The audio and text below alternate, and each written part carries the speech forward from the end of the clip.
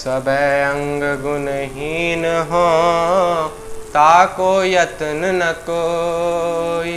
एक किशोरी कृपा ते, जो कछु होय सो होय। एक भगवान की कृपा से जो कुछ होना है ना वो होगा, लेकिन वो कृपा कैसे प्राप्त हो, उपाय क्या उस कृपा को प्राप्त करने का। इसके आगे ध्रुवदास जी कहते हैं, सो कृपाति सुलभ नहीं, ताको कौन उपाय। ये कृपा इतनी सुलभ तो है नहीं। अगर ये कृपा इतनी ही सुलभ होती तो इस इतनी जनसंख्या है इस दुनिया में, तो सब पर वो कृपा होती ना, या सबके सब तर जाते। सब पर तो वो वैसी कृपा नहीं है ना, या सबने तो उस कृपा को समझा नहीं है।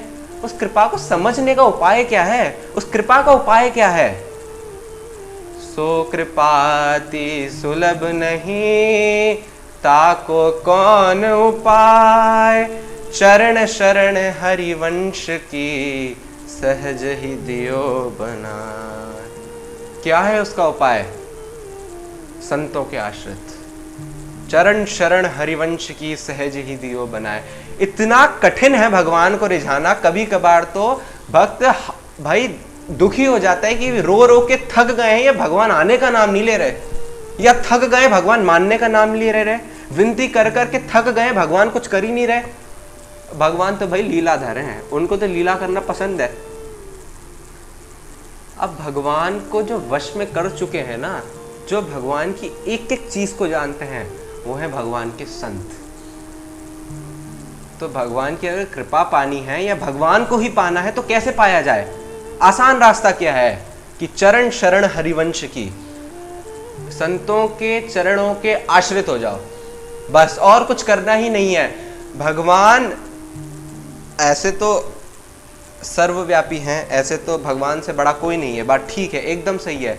लेकिन यहाँ पे बात इतनी गहरी है, अगर समझने की बात है ये, इसमें तर्क वाली बात नहीं, इतनी समझने की बात है कि भगवान से भी ज्यादा हम संतों को पूजेंगे।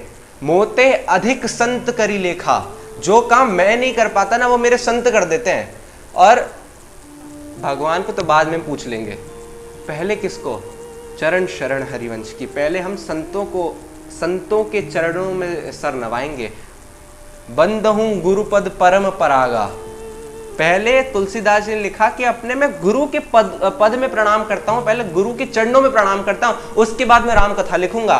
पहले अपने जो संत हैं, मेरे जो इष्ट हैं, जो मेरे संत हैं, जो मेरे गुरु हैं, उनको तो प्रणाम कर लूं। वो ही हैं जो इस कृपा को देने वाले हैं। तो अगर भगवान को वश में करना है, भगवान की कृपा चाहिए, तो संतों के चरणों के आश्रित होना ही पड़ेगा। जब कोई संत चरण रज आश्रित होता है ना, तभी उसको भगवान मिलते हैं, वरना ऐसे बिना संतों के आश्रय हुए भगवान किसी को मिले ही नहीं है। इसका सबसे बड़ा उदाहरण ये है कि इसी कलयुग में कुछ सालों पहले एक संत हुए हैं महाराष्ट्र के, श्री नामदेव जी। नामदेव जी की स्थिति वासुदेव सर्वम, जहां देखे वहीं भगवान। घर में आग लग रही है, खुद के घर में आग लग रही है, और जाके घी डाल रहे हैं उस घर में। क्यों? मेरे भगवान आए इस रूप में, आग के रूप में मेरे विट्ठल भगवान आए हैं। अरे भगवान आएंगे अगर आग के स्वरूप में आए हैं तो क्या उनको बुझाऊं मैं? अरे घी डाल रहा हूं मैं उसमें, ताकि और अच्छे से मेरे भगवान आए। ये स्वभाव उनका, ये उनकी दृष्टि, हर जगह भगवान भगवान भगवान, हर जगह वासुदेव सर्वम की स्थिति। लेकिन ऐसी स्थिति होने के बाद भी भगवान ने उनको क्या बोला? गुरु की आवश्यकता है। बिना संतों के आश्रित हुए वो पकाई नहीं आएगी, वो घड़ा वैसा पकेगा नहीं अगर संतों के आश्रित नहीं होंगे। संत जैसे एक कुम्हार कच्चे घड़े को पूरा तपा के ठोक ठोक के मजबूत कर देता है ना, पका देता है कि अब इसमें अगर पानी डाल के रखो तो ठंडा होगा पानी।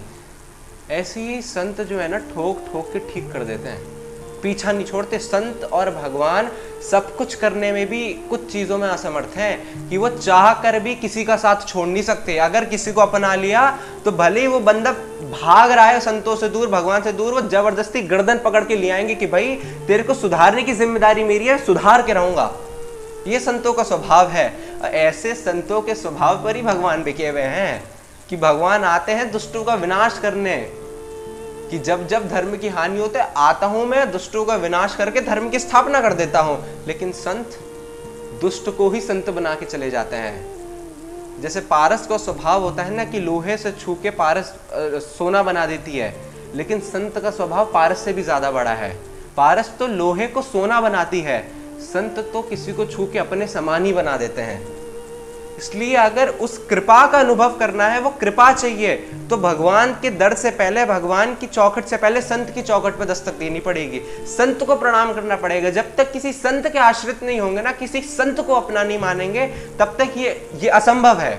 जो भगवान ने गीता में बात कही है अर्जुन के लिए कि जैसा मैं बोल रहा हूं करिष्ये वचनम तव, अर्जुन ने बोला करिष्ये वचनम तव। ये करिष्ये वचनम तव शब्द जब हम अपने अंदर पूरी तरह लाके किसी संत के आश्रित होके उनकी वाणी में ये अपने इन भावों को रखेंगे कि जैसा आप कहोगे ना वैसा मैं करूंगा, तब भगवान, देखो भगवान को नहीं चाहोगे ना, भगवान तब भी आएंगे। नहीं चाहोगे भगवान, तब भी आना ही पड़ेगा भगवान को। इसलिए संतों के चरणों के आश्रित हो जाना ही इस मानव जीवन की सफलता है। सबसे पहला प्रथम भगति संतन कर संगा, पहली भक्ति है संतों का संग करना। बिना संतों के संग किए बहुत मुश्किल है। राधे राधे।